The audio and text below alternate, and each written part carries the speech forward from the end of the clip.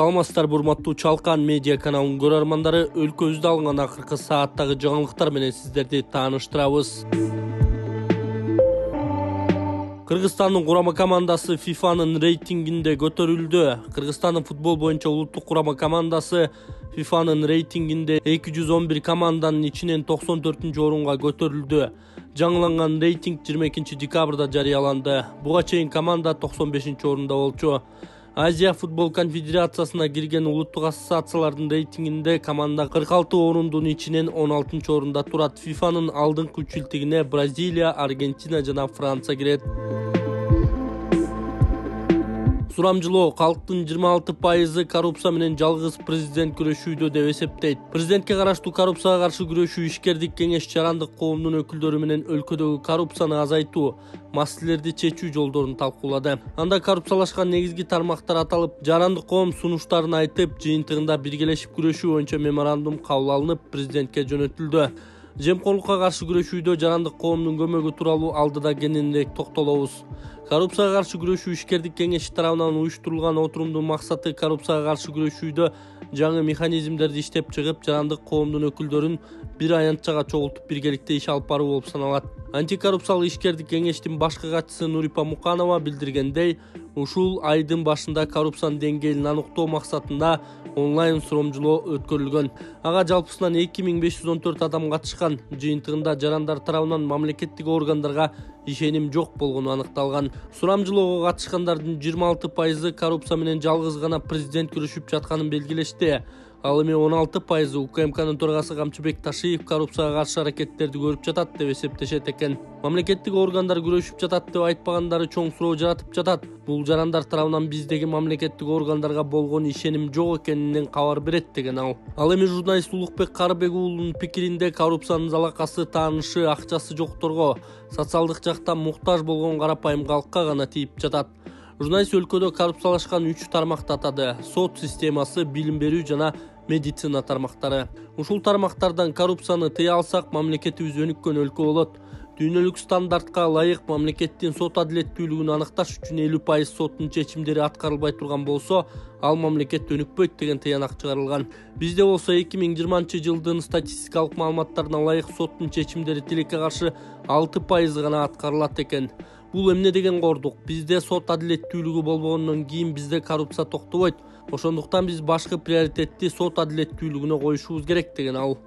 Отурумда жарандык коом мамлекеттик органдарда иштер ачык айкын алып барылып, жарандардын укуктарында позициясын көрүү зарылчылыгын айтты. Дагы бир орчундуу маселе катары Бишкек шаарынын мүрзөлөрүндөгү коррупциялык схемалар айтылды. Бул багыттагы мыйзамдардын жоктугу ири башаламындыкка жана коррупцияга алып келүүдө. Атап айтканда, жерлерди мыйзамсыз берүүгө, колунда барлар жана аткаминерлер тарабынан мүрзөдөгү бош жерлерди алдын ала ээлөөгө жол ачылып келе жатат. Бул тууралуу Бишкек мэриясына караштуу Аза кызматтарын көрсөтүү агенттигинин жетекчиси Төрехан Жунусбеков белгиледи. Бул коррупциялык схемалардын башында Бишкек мэриясындагы жогорку жетекчи кызмат адамдары турушат. Буга чейин да иштешип, схемаларды өздөрүнө жасап келишкен. Анткени мыйзам жок, башаламан жерден коррупцияны жасоо оңой болгон.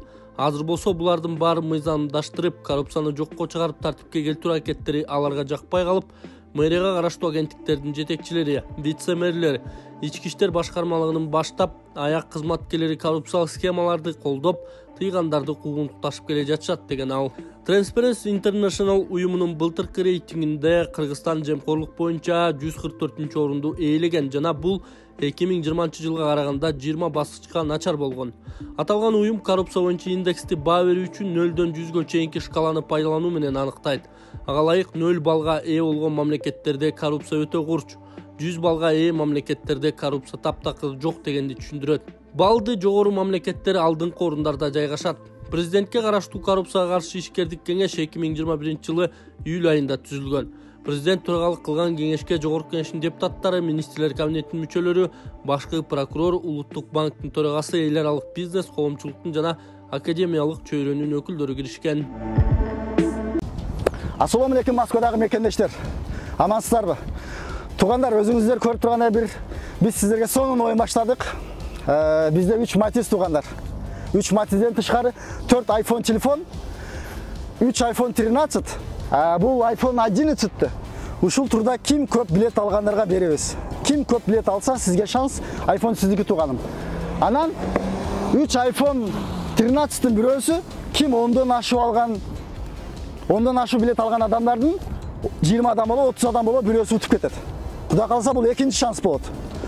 Анан тугандар, биздин oyunun жалпы призибиз билеттин баасы 500 рубль, 1650 адам катышат, 107 приз тугандар. 3 Matiz, 4 iPhone telefon, 100 конверттен 1000 рубльден тугандар. Biletти кандай алам десеңиздер, экрандагы WhatsApp уланган, Сбербанк уланган, 500 рубльдин акчаны которосуз, обязательно чекти жөнөтүп, кыскача атыңызды жазып коесуз, биз сизге бир күндө билет беребиз. Анан бул оюнда тугандар дагы бир жакшы шанс бар. Кудайым бурса, ким ушул оюндан билет алган болсо, утулдум деп ойлобойсуздар. Салган салымыңыздар үчүн биз ар бир оюнда Кудай бурса балдар үйүнө кайрымдуулук кылып жардам беребиз. Мына суукта тамак ашынан суранган балдар бар экен. Мен ошол жагын биринчи карадым. Кудай кааласа салымыңыз ошолго эң iPhone Matiz'den кымбат турат ал салымыңыз. Кудай кааласа бар жок сонун тугандар. Бул Matiz'imiz 2008, 2011, 2013 тугандар эң жакшы Matiz'imiz ушул. Эгер 3 машинадан претензия таап акчасын бер десеңиздер, 3 машинадан каалаган машинадан акчасын беришке даярбыз тугандар. Баарыңыздар группаларга таратып тугандар. Биринчи оюн тез арада кыска убакытта подписчик топтоп, билет сатып оюнду кылабыз. Бир 20-25 күндө Кудай кааласа жаңы жылга чейин оюнду кылсак, сонун болот. Ар бир оюнда 20-25 адамга чейин мен бирден билет жазып берейин тугандар.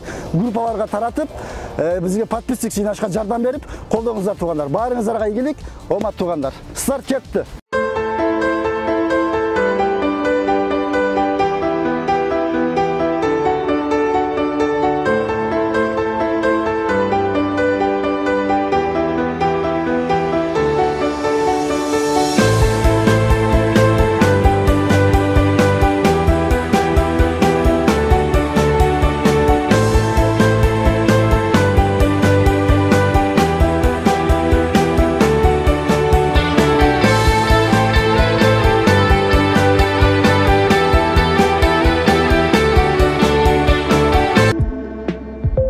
Бизге дагы түкүрдүбү? Сулайманов сындаганы үчүн Мадумаровго чара көрүүнү сунуштады. Жогорку Кеңештин депутаты Кундузбек Сулайманов кесиптеши Адахан Мадумаров парламентарийлерге шек келтирип жатат деп төрөган Нурланбек Шакиевке кайрылды. Эртең менен бир кесиптешибиз мен бул бийликке түкүрдүм деди. Бул бийликтин ичинде биз дагы барбыз. Демек бизге дагы түкүргөн болуп калдыбы?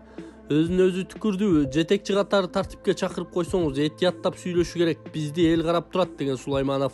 Андан соң спикер эртең менен конференцияга катышканы кеткенин, өз учурунда укканда дароо жооп бермектигин айткан. Азыр Мадумаров залда жок экенин, бир нерсе айтуу орунсуз болуп каларын, бирок татыктуу жообун берерин билдирген.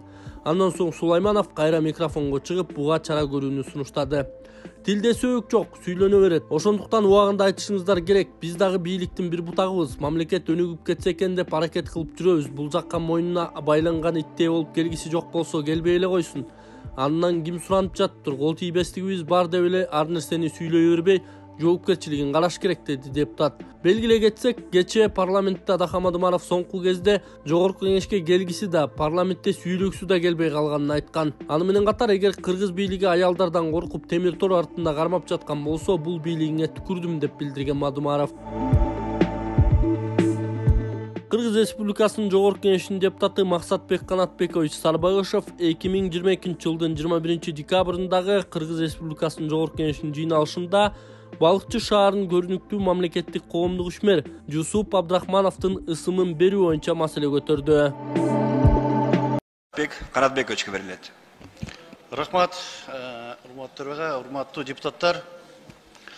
Урматтуу Элчебек Нуржадиевич, бүгүнкү сиздин алып келген мыйзам долбоору бул эң мындай бир тарыхта калчу нерсе десек жаңылышпайбыз. Себеби ушуну аягына чыгарып, мындай бир Кыргыздын тарыхында калчу адамдардын бири болуп эсептелесиз. Эмне үчүн дегенде биздин кыргыз эли маданияты менен, тарыхы менен бүгүнкү күндө дүйнө жүзүндө таанылып отурабыз.